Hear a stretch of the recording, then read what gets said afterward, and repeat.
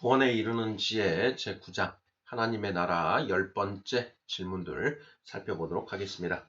모두 7개의 질문으로 이루어져 있습니다. 질문을 먼저 읽어보도록 하겠습니다. 1번. 베드로는 크리스천이 궁극적으로 소망하여야 할 곳이 무엇이라고 하나요? 베드로 후서 3장 13절. 2번. 새하늘과 새 땅에서 혼인잔치가 열릴 것입니다. 계시록 21장 9절. 신랑은 어린 양입니다. 신부는 누구인가요? 계시록 21장 10절. 3번. 예수님은 혼인잔치에 참여할 사람들에 관하여 말씀해 주셨습니다. 마태복음 22장 1절부터 14절. 예수님은 청함을 받은 자는 많으나 택함을 입은 자는 적다고 말씀하십니다. 마태복음 22장 14절. 청함을 받은 자는 어떤 사람을 가리키나요? 4번. 택함을 입은 자는 어떤 사람을 가리키나요? 5번. 예복을 입지 못한 자는 하나님의 나라에 거할 수 없습니다. 마태복음 22장 12절. 예복은 무엇을 말하나요? 6번. 로마서 13장 14절과 갈라디아서 3장 27절은 예수 그리스도로 옷 입으라고 합니다. 어떻게 하는 것이 예수 그리스도로 옷 입는 것인가요? 7번. 골로새서 3장 12절은 긍휼과 자비와 겸손과 온유와 오래 참음을 옷 입으라고 합니다. 이런 옷을 입으려면 어떻게 하여야 하나요? 자, 이렇게 해서 모두 7개의 질문으로 구성되어 있습니다. 구원에 이르는 지혜 제9장은 하나님의 나라라고 하는 타이틀로 이루어져 있는데요. 자, 하나님의 나라. 하나님의 나라는 우리가 죽어서 가는 곳이지만 장성한 자들은 이 땅에서부터 하나님의 나라를 경험하고 하나님의 나라 속에서 살게 된다라고 했는데요. 자, 오늘은 우리가 죽어서 가는 그 하나님의 나라, 즉 새하늘과 새 땅, 그리고 천국 혼인잔치, 그리고 그 혼인잔치에 입고 들어가야 하는 그 예복에 대해서 살펴보고자 합니다. 자, 1번부터 답을 찾아보도록 하겠습니다. 자, 1번. 베드로는 크리스천이 궁극적으로 소망하여야 할 곳이 무엇이라고 하나요? 자, 베드로후서 3장 13절 이렇게 되어 있습니다. 자, 베드로후서 3장 13절을 먼저 읽어보도록 하겠습니다. 우리는 그의 약속대로 의가 있는 곳인 새하늘과 새 땅을 바라보도다 이렇게 되어 있습니다. 자, 우리가 소망하는 곳은 바로 하나님의 나라, 천국입니다. 그리고 우리는 이 땅에서 이 땅에 이제 여행자, 나그네로서 이렇게 살아가고 있다라는 것이죠. 우리의 본향은 따로 있다라는 것이죠. 우리의 본향은 바로 천국입니다. 자, 그런데 그 천국이 언제 이루어지는가 하는 그 내용을 우리가 정확하게 이해를 하고 있어야 되겠죠. 우리가 가야 할 곳이니까 궁극적으로 가야 할 곳이기 때문에 너무나 잘 알고 있어야 합니다. 자, 하나님의 나라, 우리가 살게 될 새하늘과 그 천국은 바로 요한계시록 20장, 21장, 22장, 특히 21장, 22장에 묘사되어 있는 새하늘과 새 땅이다라는 것을 우리가 성경을 통해 알고 있습니다. 베드로 또한 그 베드로 후서에서 자, 우리는 그의 약속대로 의가 있는 곳인 새하늘과 새 땅을 바라본다 라고 해서 우리가 가야 할 곳이 새하늘과 새 땅이라는 점을 명시하고 있습니다. 하나님의 그 세상을 운영하는 이 세상을 창조하신 하나님의 그 계획은 모두 7일로 이루어져 있다라는 것이 창세기 1장부터 2장 4절까지의 내용이지요. 자, 첫째 날부터 일곱째 날까지인데 우리가 가야 할 그 새하늘과 새 땅은 그 일곱째 날입니다. 그래서 그 일곱째 날에는 더 이상 밤이 없고 낮만 계속되는 그런 그 날이다. 이렇게 성경은 묘사하고 있고요. 우리는 현재 여섯째 날을 살아가고 있다라고 했습니다.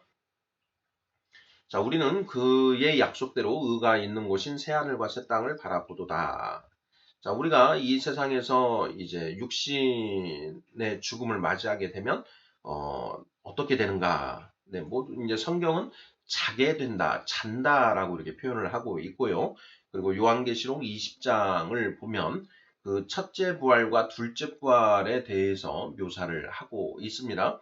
자, 우리는 모두 첫째 부활 또는 둘째 부활에 이제 참여해서 부활을 할 것이고, 그리고 그 백보자 심판을 거쳐서 이제 영생을 누릴 자와 영벌을 받을 자가 양과 염소가 이제 구분되게 되어 있고, 양들은 이제 새하늘과 새 땅에 거하게 된다.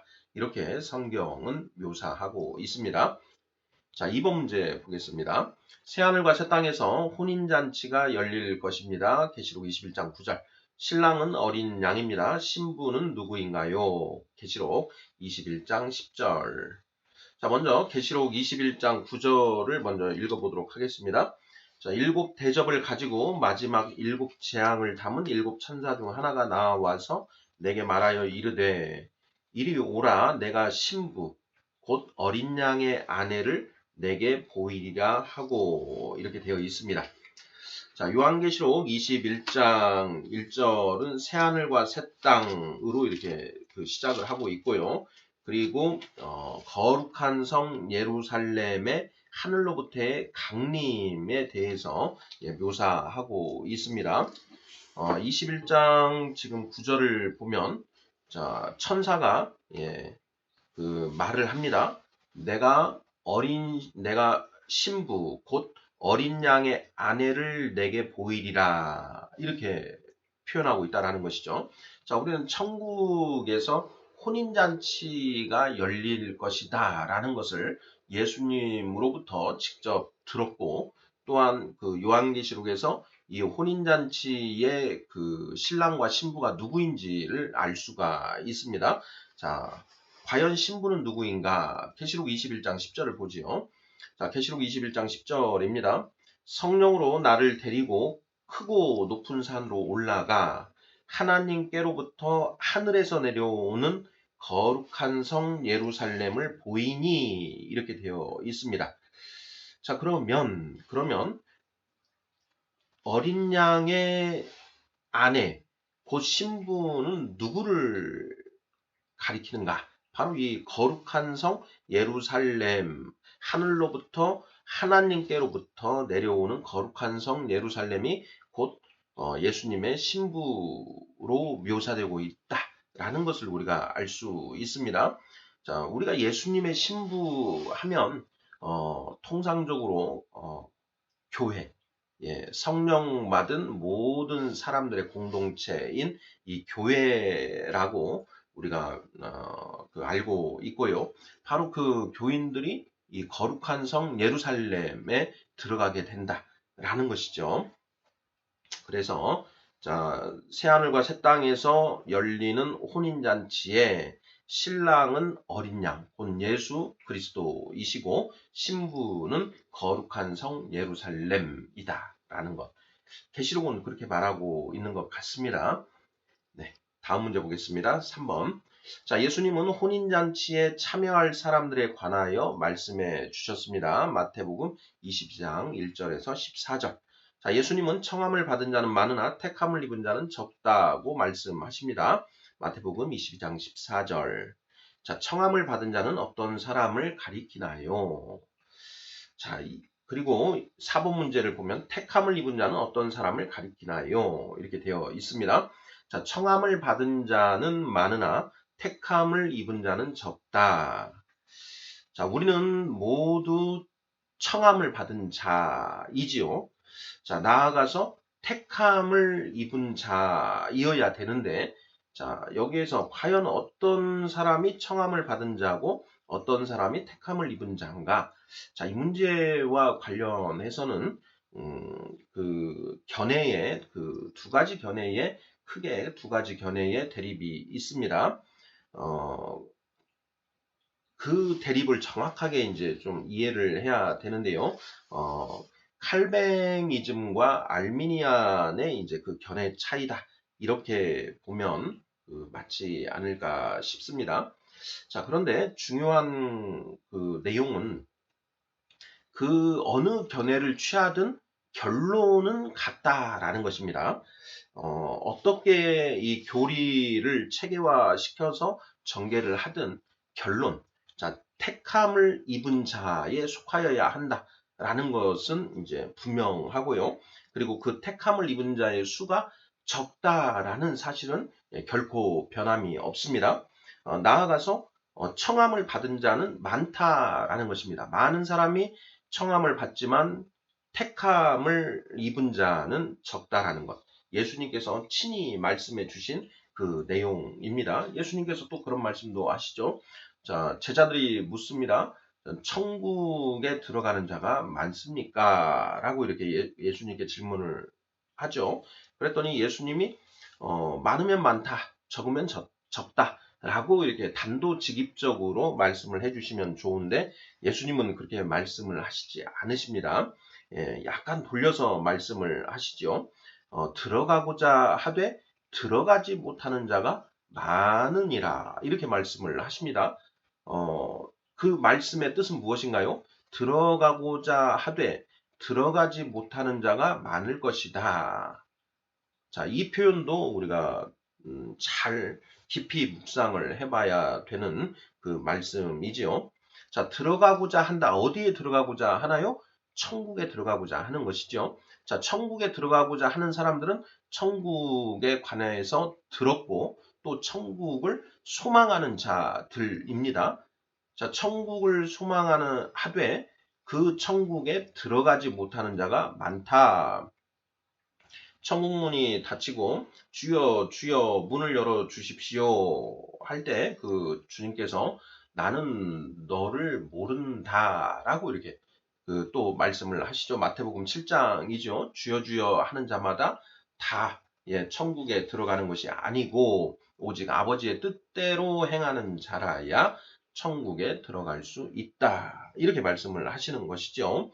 자, 그래서 청함을 받은 자는 많으나 택함을 입은 자는 적다라는 그 말씀과 맥락이 일치하는 것입니다. 자, 그러면 여기에서 청함을 받은 자는 어떤 사람을 가리키고 택함을 입은 자는 어떤 사람을 가리키는가 이것인데요. 저는 이것과 관련해서 요한복음 15장 7절 말씀을 좀 살펴보았습니다. 읽어보겠습니다. 너희가 내 안에 거하고 내 말이 너희 안에 거하면 무엇이든지 원하는 대로 구하라 그리하면 이루리라. 이렇게 되어 있는데요. 이 중에 앞부분 너희가 내 안에 거하고 내 말이 너희 안에 거하면 이 부분입니다. 너희가 내 안에 거하고 내 말이 너희 안에 거하면 이것이 이제 전제 조건이죠. 자, 이렇게 되었을 때 무엇인지 원하는 대로 구하라 그리하면 이루리라. 너희가 내 안에 거하고 내 말이 너희 안에 거할 때 비로소 하나님이 원하는 그런 인간상이 되는 것이고 천국 새하늘과 새 땅에 살 수 있는 택함을 입은 자로 인정받는다라는 그런 표현이라는 것을 우리가 바로 알 수 있습니다. 요한복음 8장 31, 32절 너희가 내 말에 거하면 참으로 내 제자가 되고 이렇게 되어 있습니다. 거기에 보면 너희가 내 말에 거하면 이렇게 되어 있는데요. 자, 그 말씀도 연관해서 우리가 이해를 할 필요가 있습니다. 자, 너희가 내 안에 거하고 내 말이 너희 안에 거하면 이 표현에서요. 자, 우리는 일단 처음에 우리가 예수님 여기 내 안에 예수님을 가리키는데 예수님은 곧 하나님의 말씀이죠. 요한복음 1장 1절은 태초에 말씀이 계시니라. 그 말씀이 하나님과 함께 계셨으니 곧 말씀 하나님이시니라. 이렇게 되어 있습니다. 그러니까 예수님은 곧 하나님의 말씀이다라는 것.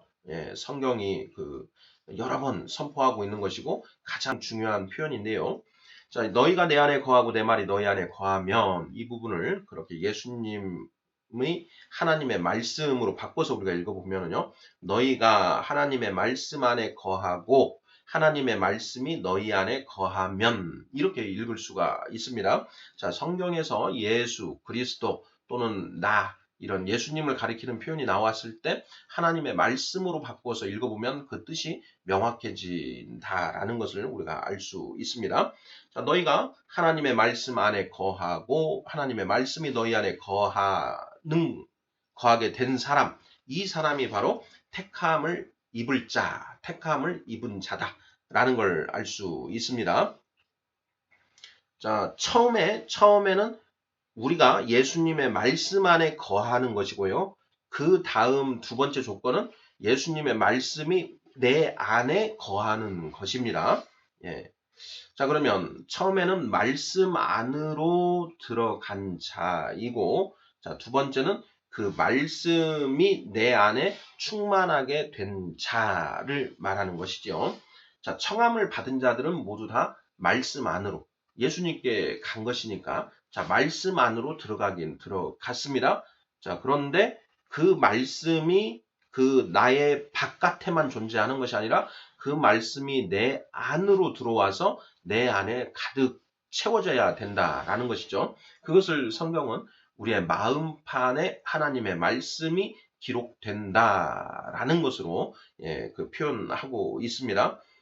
말씀이 우리의 바깥에서 역사하고 있는데 그 말씀을 우리가 먹어서 그 말씀이 내 마음판에 명확하게 새겨지는 것, 그 마음판이 말씀으로 모두 가득 차게 되는 것, 이것이 바로 이제 그 말씀이 내 안에 거하는 그런 상태가 된다.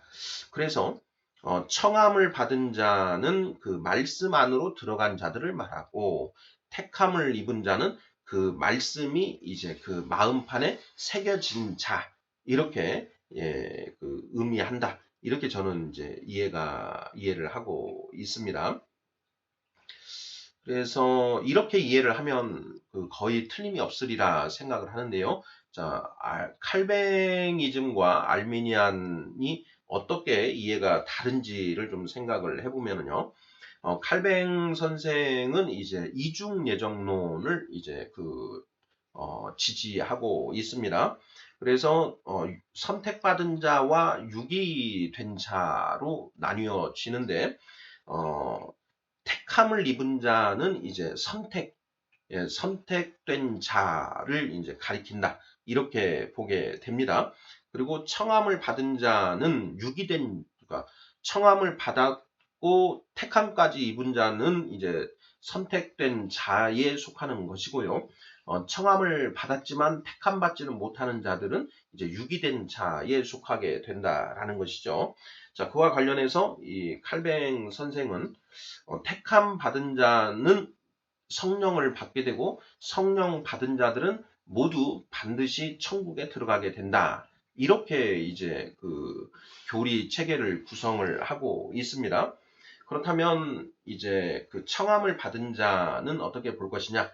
부르심을 일단 받은 자, 부르심을 받았다. 그러니까 복음의 은혜를 복음을 전해 들은 자들 이런 사람들이 모두 그 청함을 받은 자이고요.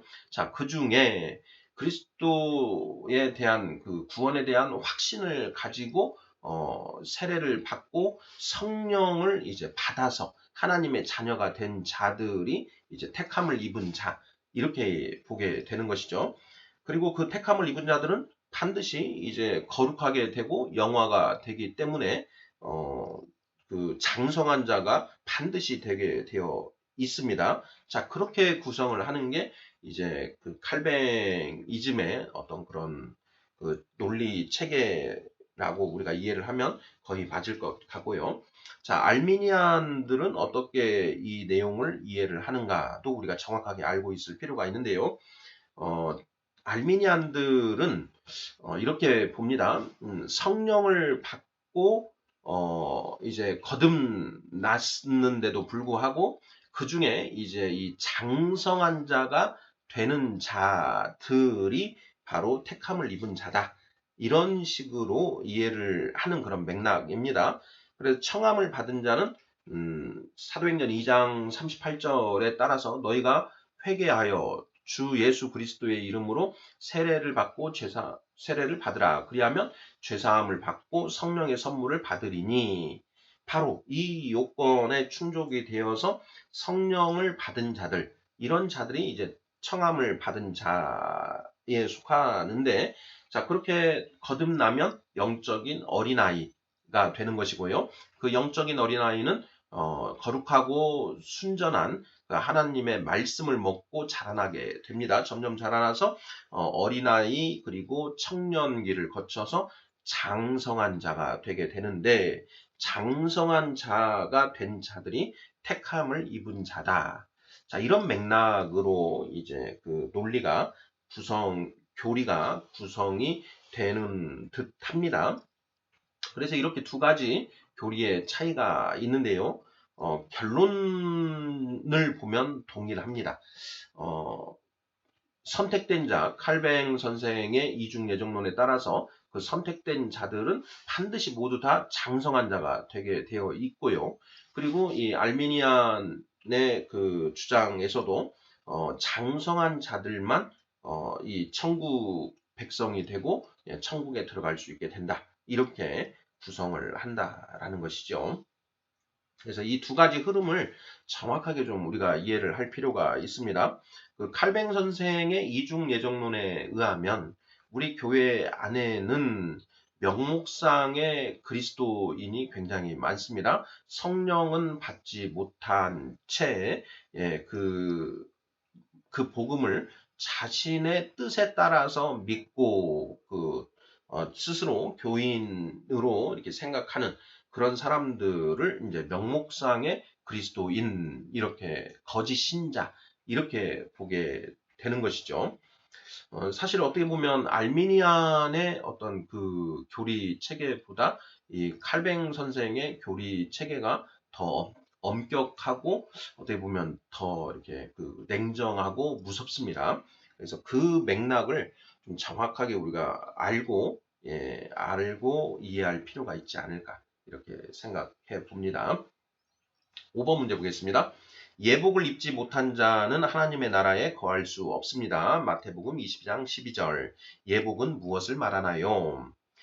마태복음 22장 12절을 읽어보겠습니다. 이르되 친구여 어찌하여 예복을 입지 않고 여기 들어왔느냐 하니 그가 아무 말도 못하거늘, 이렇게 되어 있습니다. 이 다음에 이제 이놈을 끌어내어 그 옥에 가두어라. 그래서 그 사람이 그 옥에서 이를 갈며 울거늘, 이렇게 되어 있지요. 그러니까 결국 예복을 입지 못한 자는 하나님의 나라에 들어가지도 못하고 거할 수도 없다라는 것입니다. 자, 과연 이 예복은 무엇을 말하는가 하는 질문입니다. 자, 이 질문에 대한 답으로 6번 질문을 살펴보겠습니다. 자, 로마서 13장 14절과 갈라디아서 3장 27절은 예수 그리스도로 옷 입으라고 합니다. 어떻게 하는 것이 예수 그리스도로 옷 입는 것인가요? 자, 로마서 13장 14절을 읽어보겠습니다. 오직 주 예수 그리스도로 옷 입고 정욕을 위하여 육신의 일을 도모하지 말라, 이렇게 되어 있습니다. 자, 그리고 갈라디아서 3장 27절은 누구든지 그리스도와 합하기 위하여 세례를 받은 자는 그리스도로 옷 입었느니라, 이렇게 되어 있습니다. 자, 이 표현들을 통해서 자, 예복이 무엇인지를 알 수가 있지요. 예복은 무엇입니까? 네, 바로 예수 그리스도. 예수 그리스도는 곧 하나님의 말씀. 그러니까 하나님의 말씀으로 옷을 입은 자. 하나님의 말씀으로 옷 입은 자가 바로 예복을 입은 자이고요. 그 하나님의 말씀으로 옷을 입지 못한 자들은 하나님의 나라에 들어갈 수 없다라는 것입니다. 자, 요한계시록을 보면 이제 흰옷을 사 입고, 요한계시록 3장이죠. 자, 흰옷을 사 입으라. 흰 두루마기라는 그런 표현들이 있는데요. 바로 이 흰옷, 흰 두루마기, 그리고 이 예복이 모두 다 같은 의미로 하나님의 말씀을 의미한다라는 것입니다. 자, 하나님의 말씀으로 이제 완전히 옷을 입은 자, 이 사람들이 천국 혼인잔치에 들어갈 수 있다. 즉 새하늘과 새 땅에서 살 수 있는 그런 사람이다. 라는 것을 알 수가 있지요. 7번 문제 보겠습니다. 자, 골로새서 3장 12절은 긍휼과 자비와 겸손과 온유와 오래 참음을 옷 입으라고 합니다. 이런 옷을 입으려면 어떻게 하여야 하나요? 자, 긍휼과 자비와 겸손과 온유, 오래 참음으로 오래 참음을 옷 입으라. 성령의 열매이지요. 갈라디아서 5장 22절, 23절. 오직 성령의 열매는 사랑과 희락과 화평과 오래 참음과 자비와 양성과 온유와 충성, 온유와 절제니 충성, 양성과 예, 그렇게 해서 모두 9가지이지요. 예, 그 9가지 성령의 열매, 그 중에 지금 긍휼, 자비, 겸손, 온유, 오래 참음 이렇게 같은 맥락에 있는 이것을 옷 입어야 된다라고 골로새서 3장 12절 이렇게 선포를 하고 있다라는 것입니다. 자, 이런 옷을 입으려면 어떻게 하여야 하나요? 질문이 이렇게 되어 있습니다. 뭐 정답은 간단합니다. 자, 우리 그 성령 받은 우리들은 이 성경 66권에 기록된 하나님의 말씀을 열심히 읽고 열심히 연구하고 열심히 묵상해서 그 말씀을 온전히 깨달아서 그 말씀들이 우리의 마음판에 완전히 기록이 됨으로써 그렇게 기록이 되면 저절로 이러한 성령의 열매들을 갖게 된다라고 이렇게 성경은 말씀하고 있다라는 것이죠. 네, 그래서 자, 이런 옷을 입으려면 어떻게 하여야 하는가? 성령님의 역사로 그 마음판에 하나님의 말씀이 가득 새겨져야 한다. 이런 맥락으로 답을 하시면 되겠습니다. 자, 성경에는 이 옷을 입었다라는 이제 이 표현들이 많이 나옵니다. 창세기 3장 21절은 에덴 동산에서 쫓겨나는 아담과 하와에게 하나님이 가죽옷을 지어서 입혀주셨다라는 이런 표현이 나오고요. 또 그 누가복음에 이제 그 이웃 선한 사마리아인의 비유를 보면 그 강도 맞아서 이제 그 벌거벗은 자, 맞고 엄청 맞아서 피를 철철 흘리면서 옷을 모두 그 벗겨진 벌거벗은 자라는 그런 표현이 나오고요. 그리고 요한계시록 3장에는 너희가 그 흰 옷을 사서 입으라 이런 표현들. 그리고 5장에 가면은 그 하나님의 하늘의 제단 아래에 그 순교한 자들에게 하나님께서 그 흰 두루마기, 흰 옷을 주시면서 그 좀 더 기다려라 이렇게 말씀하시는 그런 장면들이 있습니다. 나아가서 그 24장로라든가 그리고 많은 그 이방인들, 그 구원받은 이방인자들은 모두 흰 옷을 입은 그런 무리들 이렇게 표현이 되고 있지요. 그래서 성경에서 이 옷이 무엇을 의미하는가에 대해서도 정확하게 우리가 묵상하고 알 필요가 있겠습니다. 자, 이 시간에는 구원에 이르는 지의 제9장 하나님의 나라 10번째 시간으로 새하늘과 새 땅 그리고 혼인잔치 예복에 관해서 살펴보았습니다. 중요한 요지는 우리가 모두 장성한 자가 되어야 된다라는 것입니다. 말씀 안에 우리가 들어왔습니다. 자, 그런데 그 말씀 안에 들어온 것으로 끝나서는 안 되고요. 그 말씀이 우리 안에 충만하게 채워지는 것까지 이루어져야 된다라는 것. 그것을 그랬을 때 우리가 장성한 자가 되는 것이고 새하늘과 새 땅, 천국 백성이 될 수 있다라는 것. 그것을 우리가 명심해야 되겠습니다. 아멘.